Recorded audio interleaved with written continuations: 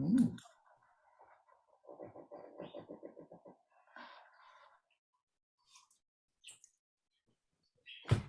Nathan, I can't remember if you have a bell or not. I don't. Okay, I have a bell. Excellent. Welcome and good morning. Welcome to the Vashon Unitarian Fellowship. Today, we, the board presidents, co-presidents, will introduce ourselves to our community and share our visions for the coming season of worship, of work, of activism, of peacemaking, fundraising, and community building. Remember, we're a lay-led community. We're strengthened and enriched by weaving together the volunteer contributions of all our members and all our friends. So thank you to everyone who participated in getting this service up and going. And especially, we'd like to thank everyone who participates in this beloved community. Today, Nathan will be wearing two hats. He's doing tech support and he'll be a speaker along with me. We'd also like to thank Christina Turner. She'll be providing our special music today. So here we go. Please know, whoever you are, wherever you're from, whatever your beliefs, whomever you love, and however bumpy your life's journey has been and is, know that you're welcome here. So please unmute yourself at this time and we're going to repeat after me. It is good. It is good. Good. It is good. It is good to be here. It is good to be here. Good to be here. It is good to be here with you. It is good to be here with you. Here with you. You will now be muted. And if you have your chalice handy or nearby, please prepare to light it.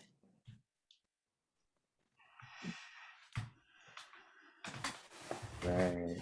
Give me 1 second.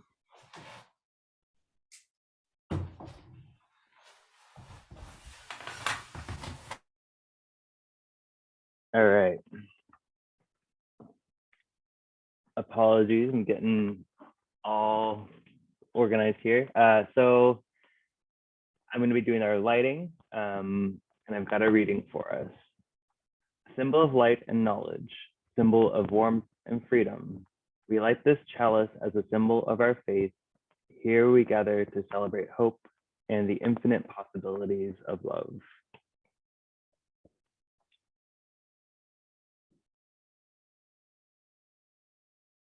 Oh my gosh, and the candle is refusing to light. There we go. Thank you everyone for also having your chalices handy. Our worship has now begun. Please take a moment to settle in, square up your shoulders, place your feet flat on the floor, relax the back of your neck, sink into your sits bones, breathing in and out slowly, relax. If you are comfortable, gently close your eyes and know you are surrounded by love as we listen to our opening music.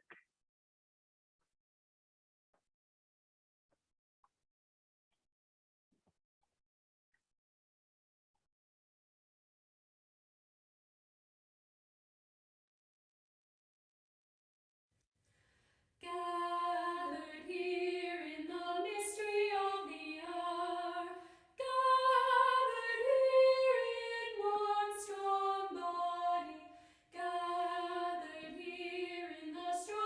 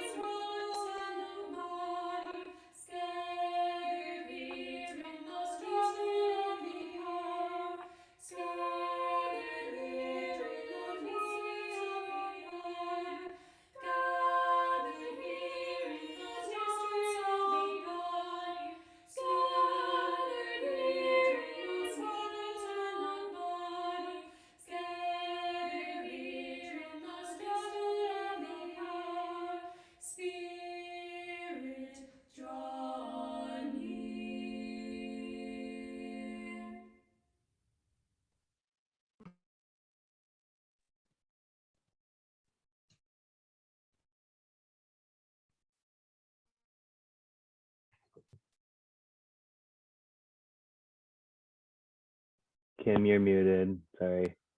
Hang on.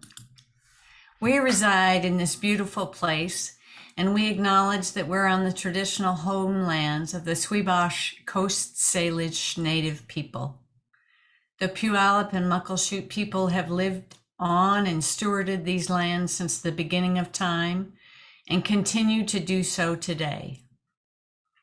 We recognize that this land acknowledgement is one very small step towards true allyship, and we commit to uplifting the voices, experiences, and histories of the Indigenous people of this land and beyond. As I said last week, members of the VIUF Social Justice Committee are seeking ways to support the tribe with the liquid natural gas proposal at the commencement base site at the Tacoma Tide Flats. And Robbie was able to reach out to the legal department there, and they're waiting on an action by the city of Tacoma with regards to what will come next. So please know that probably we will have the opportunity to be involved with them very soon or shortly. Thank you. And next, I believe, oh, 1 second. I believe we're going into joys and concerns next. So, sorry, it's been a minute since I've hosted. I'm flexing some old muscles here. Okay, so as a caring community, we set aside time to share the joys and concerns of our members and friends, honoring the common humanity and sacred spirit within each of us. We support each other in difficult times and celebrate our joys together. If you have a joy you would like to share or a burden that might be eased by sharing it in community, you are invited to share it. Please locate the raised hand on the bottom of your screen to raise your hand to speak, or just wave your hand. I'll acknowledge you and ask you to unmute yourself. Please return to the mute when you are finished speaking. And let's take a moment quickly to silence and cultivate our hearts, our open hearts.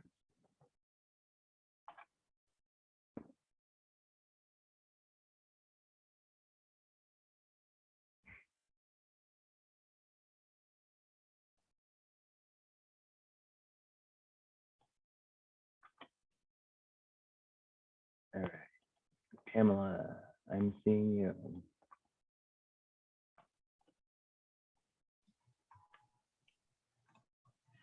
Yes, I just wanted to say what a delight it was to be able to go to Burl Buckland's 102nd birthday. She is just so bright. She's a role model for all of us for aging wonderfully. I mean, she's just up on everything going on. She's still making quilts, and she can even thread the needle, she said, sometimes with difficulty. But I mean, she's amazing. We just love her so much, and it was just delightful to see her. So happy birthday again to Burl Buckland.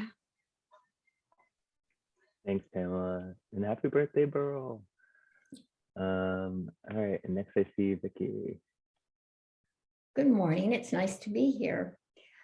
Ted and I have just celebrated our 50th wedding anniversary, which was May 1st.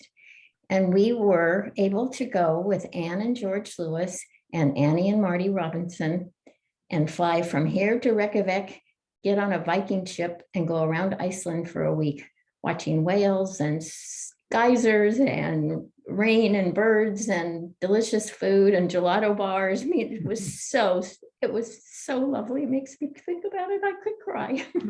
Anyway, I think most of you know the Robinsons and the Lewises, and the Claybaugh had a Christina. Now I'd like to introduce Christina.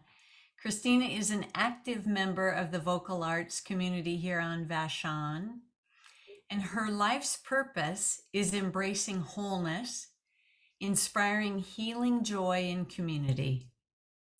She has sung with the Free Range Folk Choir for years, and she's going to introduce her song, and then we're going to listen to a recording of it, and then later in the service, we're going to sing it together. So I'd like to welcome Christina. Welcome. Thank you, Kim. I'm so happy to be here this morning. and to share a song that's basically about welcoming back, welcoming home. Have you ever had the experience of changing so much that you wanted your old friends to notice and welcome the new you? So I'd invite you just to make this sound with me for a minute. It's a new word. It goes, it's like when someone first notices something's different, and then relaxes into welcoming you.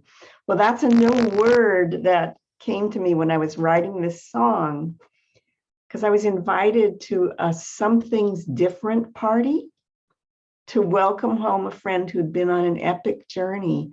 And he was so changed that he wanted his friends to recognize who he was now.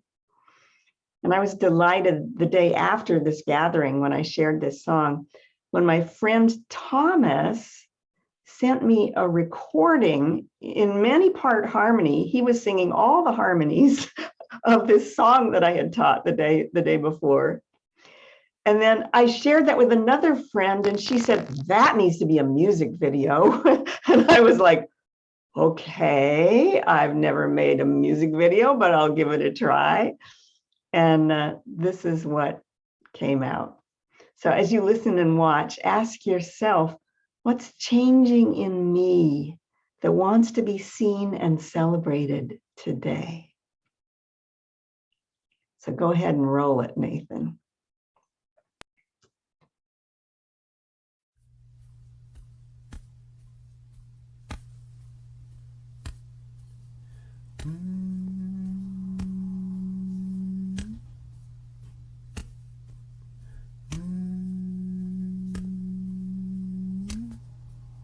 Home is your space inside, where love makes friends with fear. Welcome home, welcome here. Home has no walls or floor. Your heart opens the door. Welcome home, welcome here. Something's different here, and I see no stranger dear. Welcome home, welcome here. Something's different here, and I see no stranger near. Welcome home, welcome here. Something's different here, and I see no stranger near. Welcome home, welcome here.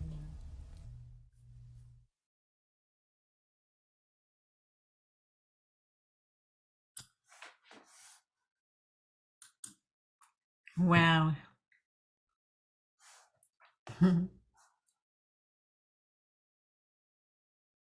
That was lovely. And now we're going to move on to our offering. So, oopsie, I lost. Hang on one second.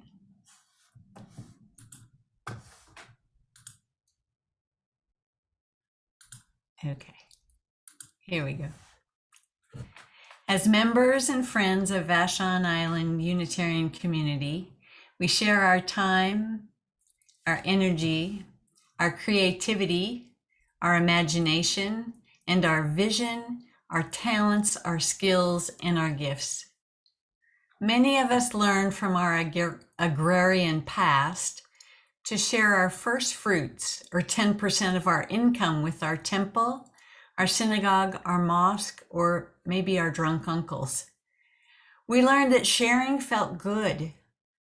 Please share what you can and know that your contribution will be stewarded towards helping those in need, those helping our beautiful planet, and those who are helping pay for our operating costs, even in this time of COVID.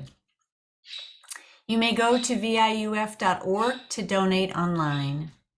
Now we will listen to the reason for tithing as based in the Torah.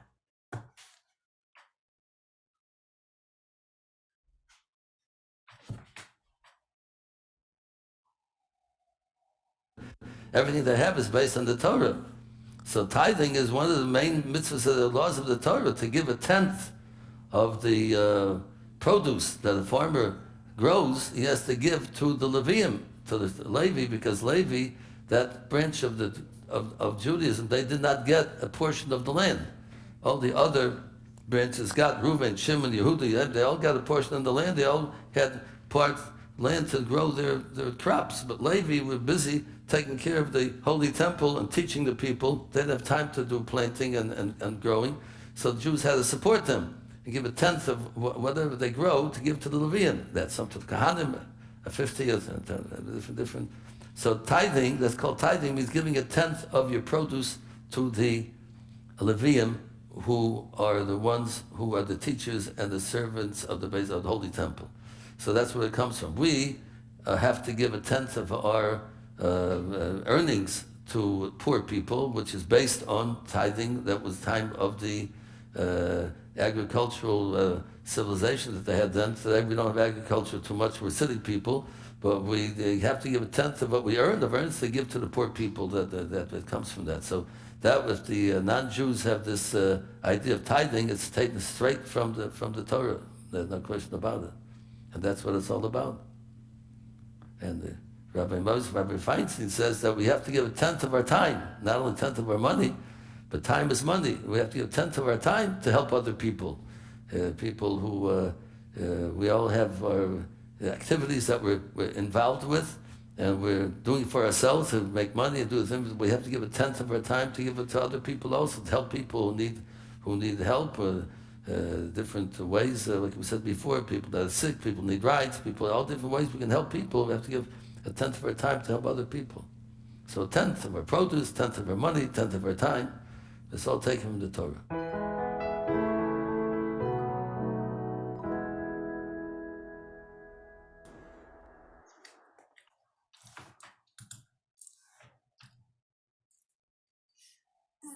Thank you, Nathan.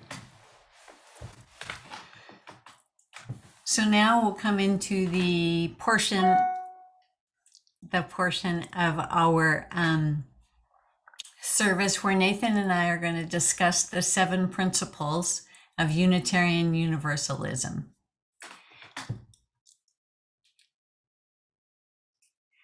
So being called to volunteer in a lay-led community can be quite a challenge, mainly because, as the rabbi referred to, we all heard the agrarian adage, many hands make light work. But in a small lay-led community, there aren't very many hands and people get tired.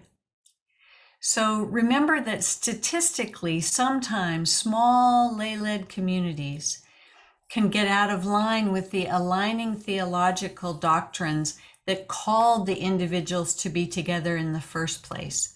Because many times if you have a rabbi or if you have a minister, you have a swami, there's one individual that you can go to when there is an issue.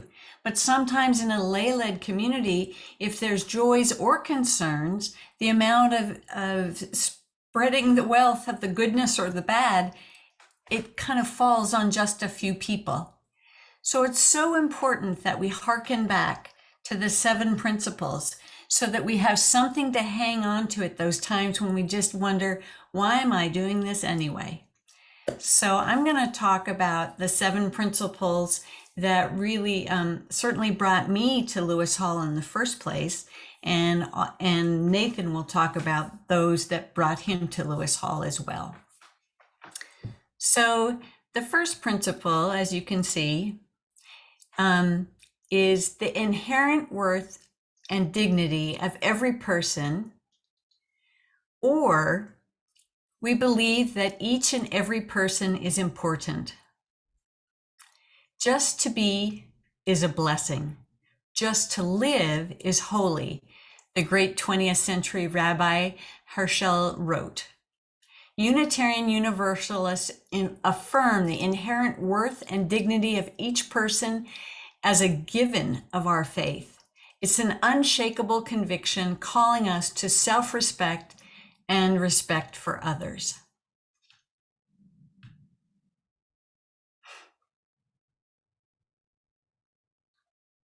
And I'm next. The principle I'm covering is the second one, justice, equity, and compassion in human relations. And Reverend Emily Gage from Unity Temple wrote some really good thoughts on this principle. She says, compassion is something that we can easily act on individually. We can demonstrate openness, give people respect, and treat people with kindness on our own. But we need one another to achieve equity and justice.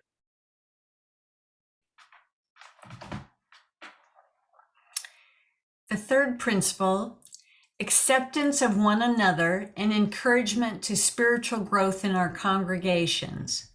Or, we believe that we should accept one another and keep on learning together.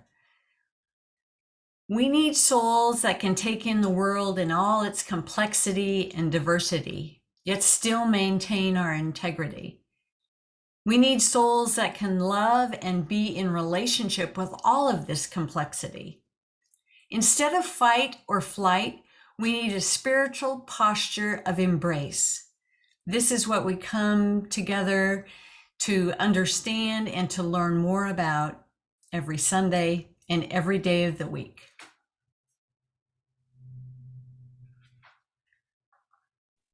And then the next principle, a free and responsible search for truth and meaning.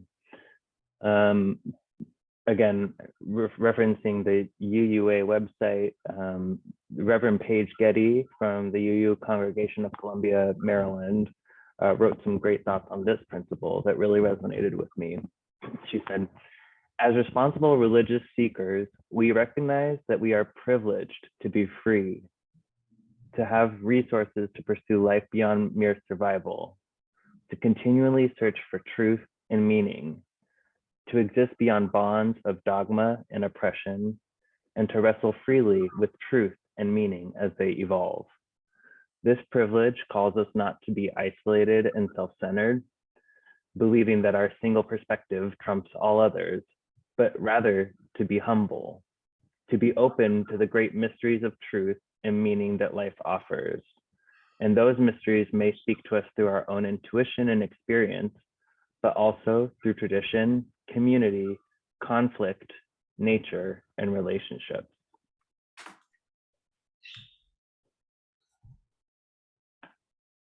Our fifth principle is the right of conscience and the use of democratic processes within our congregations and our society at large.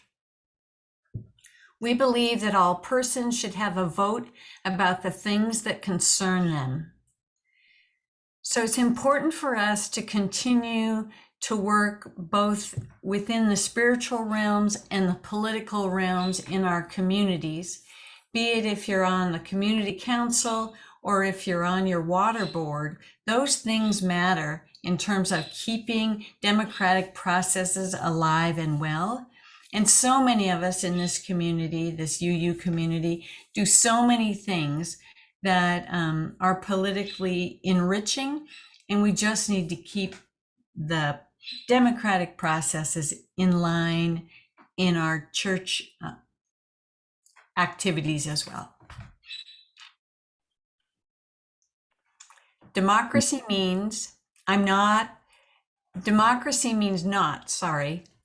as good as you are, but you are as good as I am. My connection with the sacred is only as precious as my willingness to acknowledge the same connection in yours. So many of you have heard my story that I came from a very conservative community where it was difficult to feel safe in that community because of the number of guns that were owned per capita and the way that people threatened one another. And that was called in the media America's Heartland.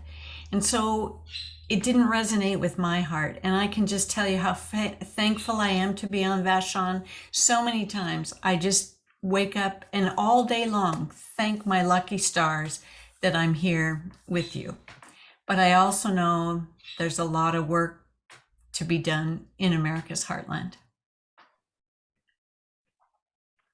The next principle that we're covering is the goal of world community with peace, liberty, and justice for all. And this is one of the things that really drove me to be excited about Unitarianism. I think it's crucial for us to have organizations like ours that stand for the things that have long been injustices.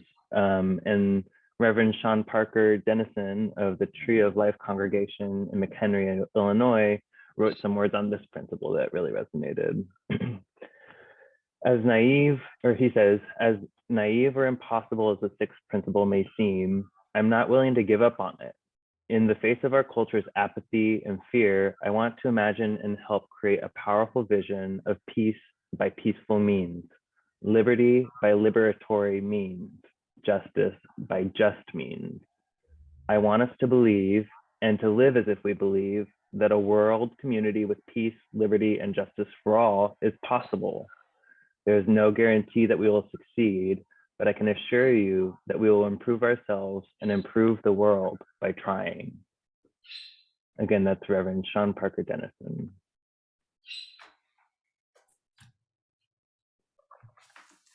So our seventh principle is that we respect for the interdependent web of all existence of which we are a part. We believe in caring for our planet Earth, the home we share with all living things. The Reverend Forrest Gilmore says, our seventh principle may be our Unitarian Universalist way of coming to fully embrace something greater than ourselves, the interdependent web, expressed as the spirit of life, the ground of all being, the oneness of all existence, the community forming power, the process of life, the creative force, even God, can help us develop that social understanding of ourselves that we and our culture so desperately need.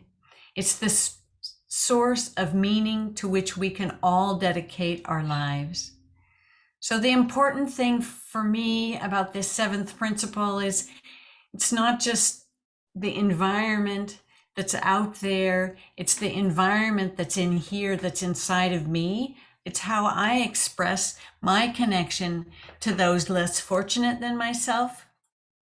For those that have way more than I have, it's the way that I can embrace all of that and understand that I am wholly a part of that.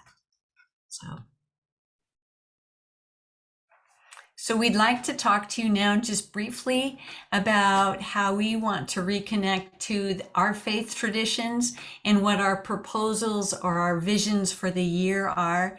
But we are only 2 members of this community. The rest of you, your vision, your energy, your faith traditions that brought you to this place, together, I hope that we can really walk our talks. Yeah, and I want to piggyback on that.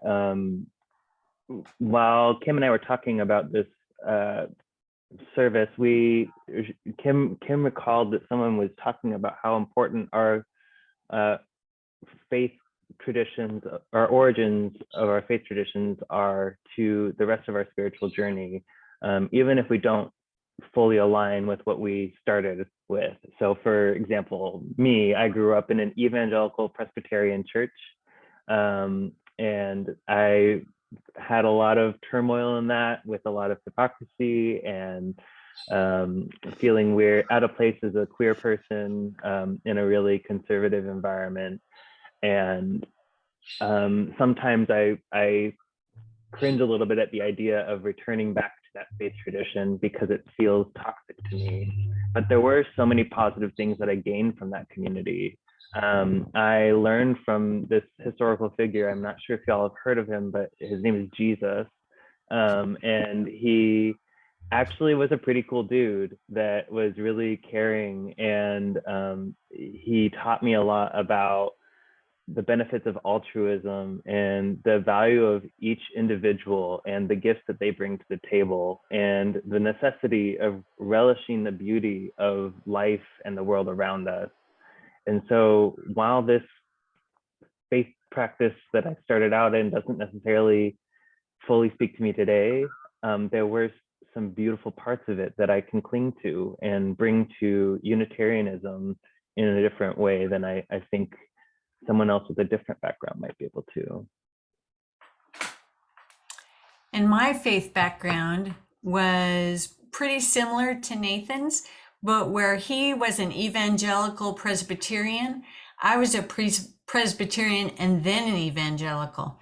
So, you know, Nathan and I share a lot of things, like the very same birthday.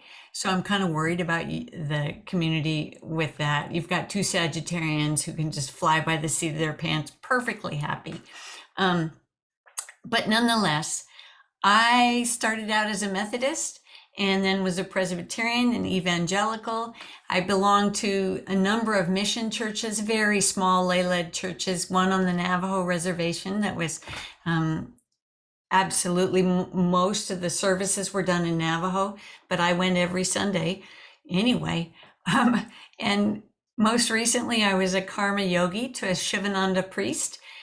And it was from being with that priest and having that individual, he was, the joke was he was 4'8" high and he was 4'8" around.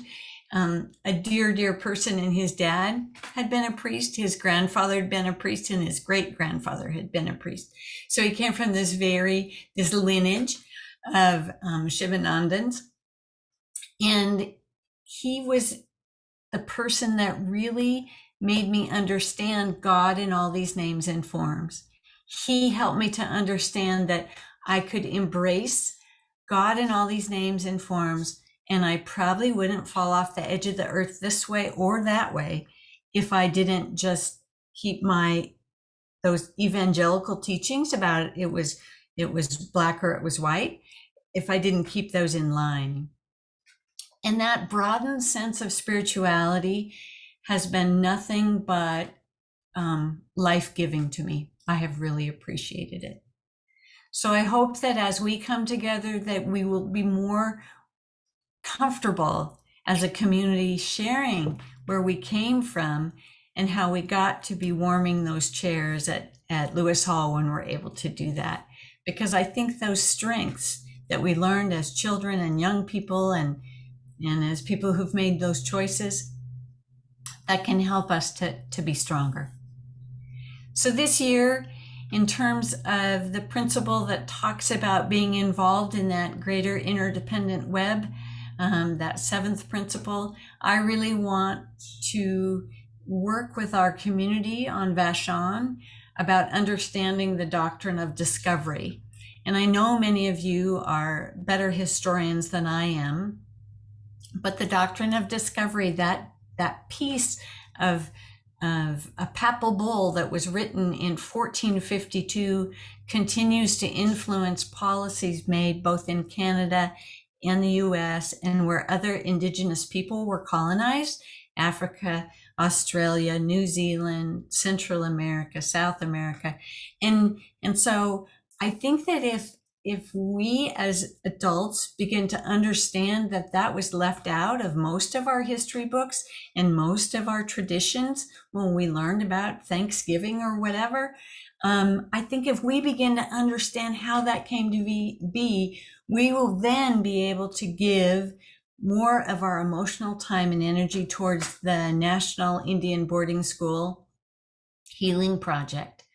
Because if we understand why our different denominations got to this place of having boarding schools that were all about diminishing culture of indigenous people in North America, if we understand why that happened and how it happened, we can forgive those that were a part of that. I mean, not wholly forgive them, but I wasn't responsible for that, nor were you, but the things that have perpetuated as a result of that do need some support and healing. And if we're going to have a truly integrated relationship with the Swibosh people in the South Salish Sea and Coastal Sea, we need to understand what happened. So that's one piece. The second piece is that there's going to be a women's march this October 2nd, 2021 at 11 o'clock at the four-way stop here in Vashon. And our VIUF fellowship is part and parcel as a sponsor to that. Tammy Brockway Joyce is the person who's leading that up in our community. She is a member of our beloved community, and we have joined up with her to help be involved with that. So I hope I'll see you on October the 2nd. Yeah. You're next, Nathan. Excellent. Yeah. So that great, great. Thank you for laying out some of the motivations behind what we want to do with social justice, marketing, community involvement, and all that. We also this year want to examine our congregational health. As Kim mentioned earlier, smaller and lay-led communities tend to have a hard time sticking to the doctrine that unites us all. And so we want to be calling on the assistance of UUA leadership in sort of navigating, addressing some of those, doing some diagnostic work to figure out what we actually need to improve. And we actually have a workshop coming up called Leading from the Heart that's in the newsletter that would be greatly appreciated if anyone, including committee folks interested and currently involved in committee leadership. As Kim said, we have a small pool to pull from, and so sometimes we run a little bit short on folks that can help, and so leaders are appreciated wherever we can get them. Also, in relation to congregational health, we will be assessing widening the circle again. It's absolutely a goal for us to have gone through that full process of addressing all the topics laid out in widening the circle. And that said, we have some intercongregational issues that need to go through that same process of adhering to widening the circle's recommendations. And so we will be looking into that as we call on UUA leadership and work with them to help heal some of our community. And then another congregational health issue that we want to address is the Welcoming Congregation Program. As mentioned last fiscal year, this is something that seems like a no-brainer for our community, that we'd want to openly profess our welcomeness or our welcoming to LGBTQ individuals. However, we do need to do the due diligence of going through this program. And so to do that, we need to have measurable outcomes, and this program needs to be headed up in a committee style, and it needs to be led by someone that doesn't currently occupy the LGBTQ community. So we will be looking for, as a board, ways to help get this program launched, and we'll support however possible and needed throughout that process. And then lastly, embracing fresh faces. We want to make sure that this church community is welcoming to young families. currently we have, as I mentioned in the last thing, we have a health issue. There's a real chance that this church could disappear in a few years if we don't get active in doing succession planning and bringing in young families and making this community welcoming to young families and new congregants. And so we really want to put a big focus this year on making sure that we are seen as more welcoming, and we do have ways to reach out to those families that need a church community. And we need to ask the question, what do we want our role to be, and how do we best fulfill that? So that's absolutely a goal for ours. So please know that together, Nathan and I really hope to see many of the goals that he listed on the board there as things that we can lean in towards and learn and support. But know that he and I are both new to this fellowship, and so there's historically some things that aren't in the history books or in the bags of information that we received about VIUF. So we'll need your help in learning about what worked and what didn't work, so that we can continue to just grow on the good stuff that we have and get rid of some of the stuff that needs to go out the window. So you guys took a risk by choosing two Sagittarians who have Boston Terriers and who were born on the same day. And we've taken a risk to embracing you guys. So onward and upward. Christina is going to teach her song now about welcome home, because we're in it together. We're welcomed home. Thank you. I love the bit about same birthdays and the Boston Terriers. So yeah, here's how I'll teach the song. I will sing a phrase and you're all on mute, and I'll just invite you to sing it back as if we're doing call and response. Home is your space inside.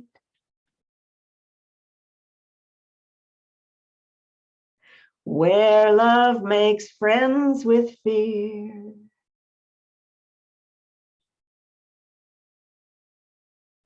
Welcome home, welcome here.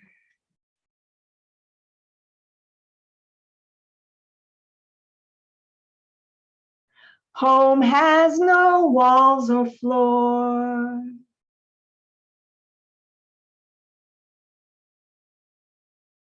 Your heart opens the door. Welcome home, welcome here.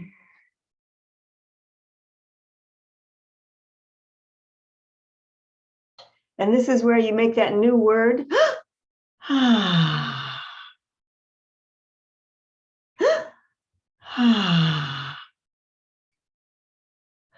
Something's different here.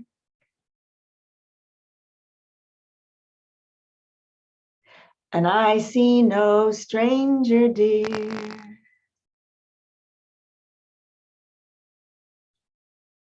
Welcome home, welcome here.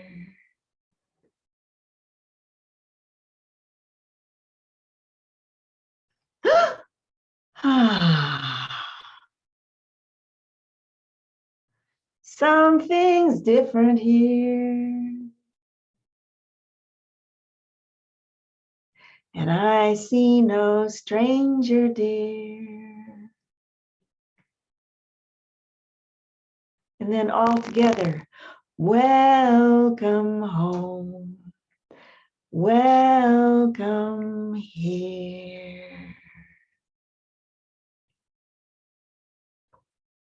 Thank you. And if you want to learn the song, it's on YouTube. Just Google Something's Different, YouTube. Thank you so much. That was fabulous. Welcome home, welcome here. We're going to extinguish the chalice, and then we will have some announcements, and afterwards we'll have our virtual coffee hour. So carry on.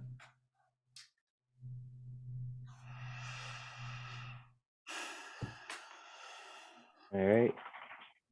Extinguish this chalice. Don't know if there's special words I should be saying, but love being here with all of you.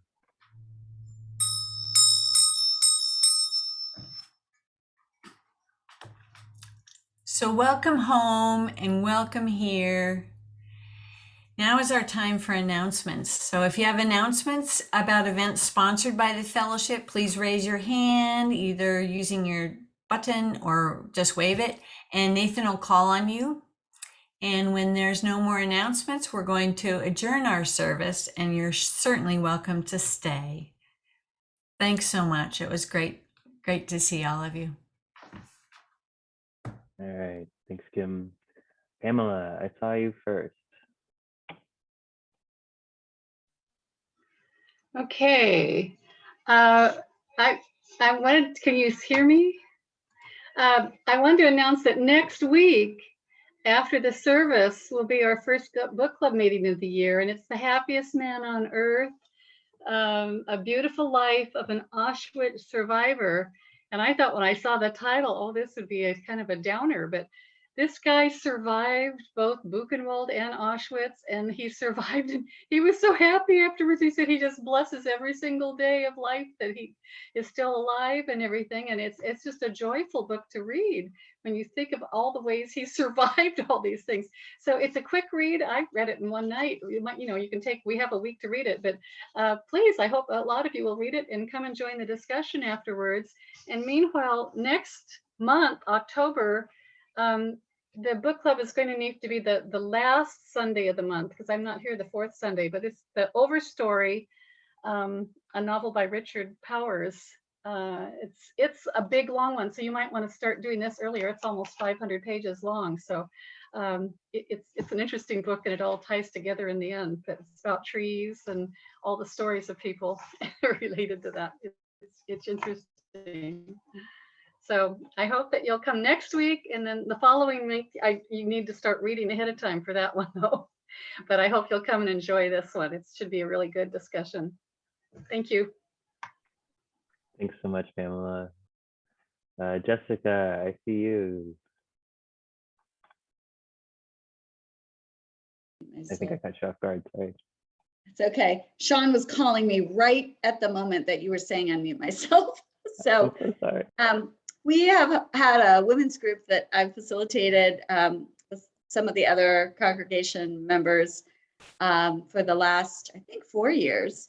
And I would like some help finding kind of a new facilitator for that, just because my life is pretty busy right now. I upped my hours at the clinic, and I've got Spencer and his boys living with us. We're living together now. So I just need a little more help. So if there's somebody interested in the congregation who'd like to step up and help with the women's meeting, we usually meet the second Wednesday of the month. So I'd like some help planning for October. And if anyone's interested in taking that on ongoing, let me know.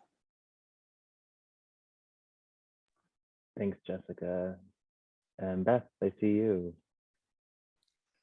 Next Sunday, the Transforming Mystery and Wonder team will be leading the service, and our topic is Embracing Possibility. That's a very hopeful service. I think you will enjoy it, so look forward to seeing you then. Thanks so much, Beth. Looking for physical hands. Oh, Judy or Judith, I see you. All right.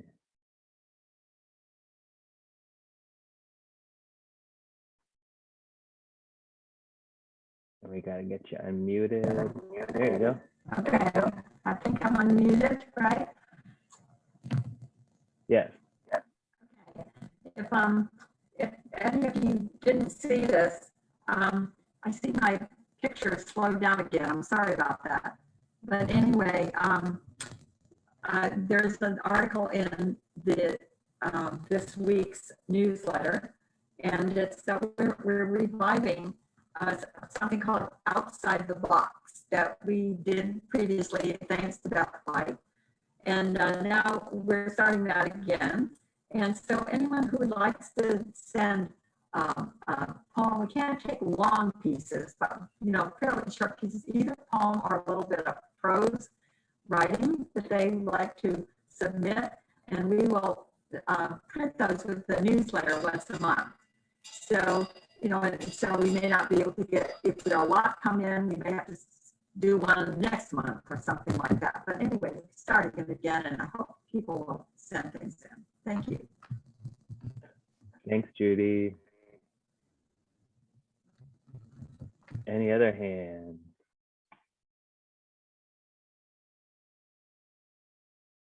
Alrighty. Well, in that case, it's been a lovely Sunday, and I suppose we're starting our coffee hour, so I'm going to turn off the recording.